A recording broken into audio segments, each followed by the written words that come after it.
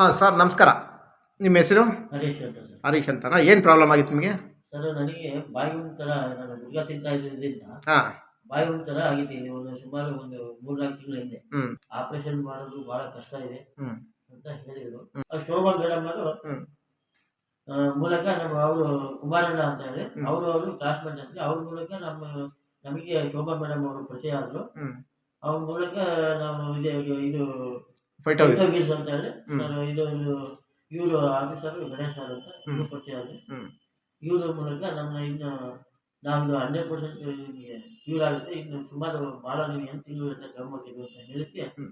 ನಾನು ಇದು 1 ತಿಂಗಳಾಗಿ ತಗೊಂಡು 1 ತಿಂಗಳ ಕಂಪ್ಲೀಟ್ ಆಯ್ತಾ? ಇವತ್ತಿಗೆ 1 ತಿಂಗಳಾಯ್ತಾ? 1 ತಿಂಗಳು ಕಂಪ್ಲೀಟ್ ಏನೇನು ಬೆನಿಫಿಟ್ ಆಗಿದೆ ಸರ್? 1 ತಿಂಗಳ ಹಿಂದೆ ಇರೋ ನನಗೆ ಪ್ರಾಬ್ಲಮ್‌ಗೂ? ಎಲ್ಲ ಇದು ಬಂದ್ರೆ ಊಟ ಆಯಾಸ ಆಗೋದು, ಊಟ ಸೇರ್ತಿದ್ದಿಲ್ಲ, ಊಟನೇ ಮಾಡಕ್ಕಾಗ್ತಿದ್ದಿಲ್ಲ. ಹಾಂ.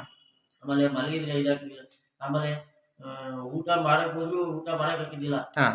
ಮತ್ತೆ ಗುಳಿಗೆ ತಿನ್ಬೇಕು ನಾವು ಹ್ಮ್. ಇದಾಗೋದು. ಹ್ಮ್. ಆಲ್ಮೋಸ್ಟ್ ನಾನು ಗುಳಿಗೆ ಅವತ್ತೇ ನಾನು ನಮ್ಮ ಡಾಕ್ಟರ್ ಫ್ಯಾಮಿಲಿ ಹೇಳಿದ್ಮೇಲೆ ಗುಳಿಗೆ ಅವತ್ತೇ ಅಲ್ಲೇ ಎಸ್ದು ಬಿಟ್ಟು ಬಂದೆ. ಹ್ಮ್. ಆದ್ರೂ ನಾನು ಇಷ್ಟೆಲ್ಲ ಆದ್ರೂ ಒಂದ್ ಕಡೆ ದವಡೆಯಲ್ಲಿ ಹ್ಮ್. ಈ ಕಡೆ ದವಡೆಯಲ್ಲಿ ಆದ್ರೂ ಈ ಕಡೆ ದವಡೆಯಲ್ಲಿ ಅಷ್ಟು ಚಟ ಇತ್ತು ನನಗೆ. ತಿನ್ನೋದ್ ಬಿಡ್ತಿದ್ದಿಲ್ಲ ಸರ್ ನಾನು. ಹ್ಮ್. ಕೆಲಸ ಮಾಡೋದ್ರಿಂದ ಹಾಂ. ಈ ಹೊಲ ಮಧ್ಯ ಗದ್ದೆ ಕೆಲಸ ಮಾಡೋದ್ರಿಂದ ಇಟ್ಕೊಂತಿದ್ದೆ. ಬಿಡಕ್ ಆಗ್ತಿರ್ಲಿಲ್ಲ. ಅದು ಈ ಕಡೆ ದವಡೆಯಲ್ಲಿ ತಿನ್ನಾಕತ್ತಿದ್ದೆ. ಅವಾಗ ಡಾಕ್ಟರ್ ಹೇಳಿದ್ರು ಹ್ಮ್. ಜೀವ ಮುಖ್ಯನೋ ನೀನು ತಿನ್ನು ಅಂತ ಹೇಳಿದ್ಮೇಲೆ ಹ್ಮ್. ಆಮೇಲೆ ಎಲ್ಲ ಡಾಕ್ಟರ್ ಹೇಳಿದ್ರು ಮೆಡಿಕಲಲ್ಲಿ ಎಲ್ಲ ಹೇಳಿ